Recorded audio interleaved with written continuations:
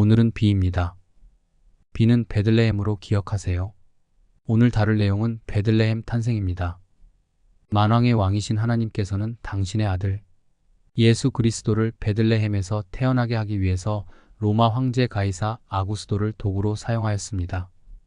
그때의 가이사 아구스도가 영을 내려 천하로 다 호적하라 하였으니 로마는 군대를 징집할 때 전투가 가능한 자원을 미리 예측하고 세금을 효과적으로 거두는 근거를 마련하기 위해 14년에 한 번씩 대대적인 인구조사를 단행했습니다. 이때 모든 유대인 성인 남자들은 자신의 본적지에 가서 신고를 해야 했습니다. 다윗의 후손 요셉 또한 이 호정령에 응해서 임신하여 만삭이 된 아내 마리아와 함께 자신이 살던 갈릴리 나사렛으로부터 남서쪽 120km 떨어진 다윗의 고향인 베들레헴으로 향했습니다. 마침내 마리아의 해산의 날이 되어 아이를 낳아야 했는데 베들레헴에 너무 늦게 도착한 연고로 여관이 다 차서 하는 수 없이 아기를 마구간에서 낳아 강보로 싸서 말 구유에 누이게 되었습니다. 누가복음의 이 예수님 탄생 기사는 적어도 세 가지를 우리에게 교훈해 줍니다. 첫째, 우리는 이 사건을 보면서 세상 역사 속에 나타나는 하나님의 놀라운 섭리를 발견할 수 있습니다. 로마 황제는 자기 제국을 효과적으로 통치하기 위해 호정령을 내렸을 것입니다. 그러나 그 배후에는 메시아가 베들레헴에서 탄생할 것이라는 선지자 미가의 예언을 성취시키려는 하나님의 섭리가 숨어 있었습니다. 가이사는 자신의 명령이 하나님의 말씀을 이루는 일에 사용되고 있다는 것을 알지 못했을 것입니다. 하지만 하나님께서는 누가를 통해서 이 일이 당신의 섭리 가운데 일어났다는 사실을 계시해 주셨습니다. 우리는 이 일을 통해서 하나님께서 세계 역사를 주관하고 계시다는 것을 발견할 수 있습니다. 하나님은 아구스도와 구레뇨 그리고 다리오와 고레스 등과 같은 이방 나라의 임금들을 세우시고 그들을 통해 하나님이 원하시는 일들을 이루셨습니다. 그러므로 성도들은 세상의 통치자를 두려워하기보다는 그들을 세우고 주관하시는 하나님을 더 경외해야 합니다. 인생은 한편의 연극과 같습니다.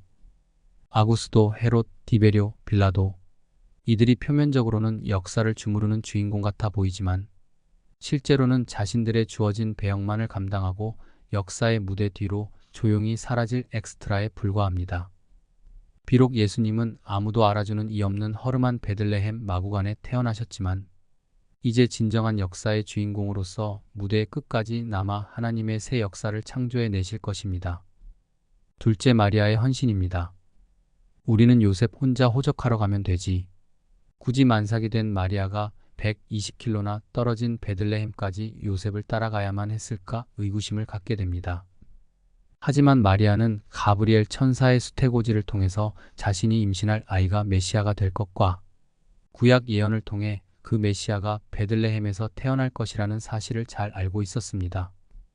따라서 비록 몸은 무거웠지만 수태고지를 받아들일 때와 마찬가지로 자신의 한 몸 기꺼이 헌신하여 미가 선지자를 통해 예언된 하나님의 말씀을 성취시키기 위해서 그녀는 남편 요셉을 따라 베들레헴으로 갔던 것입니다.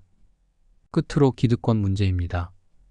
예수님께서는 저 높고 영광스러운 하늘나라를 떠나 죄로 인해 사탄의 포로가 되어 신음하고 있는 가엾은 인생들을 구원하시려고 하나님의 아들로서 자신이 가지고 있는 모든 기득권을 포기하고 이 낮고 천한 세상에 오셨습니다.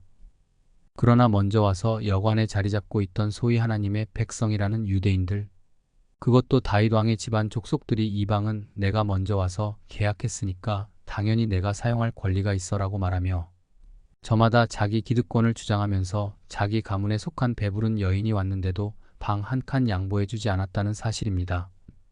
혹시 이것이 오늘날 예수님을 믿노라고 공언하는 저와 여러분들의 모습은 아닌지요? 각자 자기의 권리를 주장하는 사람들 때문에 하나님의 아들이 거할 곳이 없었던 것입니다. 이것이 예수님께서 인간이 아닌 소나 나귀와 같은 짐승들만이 머무는 더럽고 냄새나고 누추한 베들레헴, 어느 허름한 마구간에서 태어나셔서 구유에 누이신 이유인 것입니다.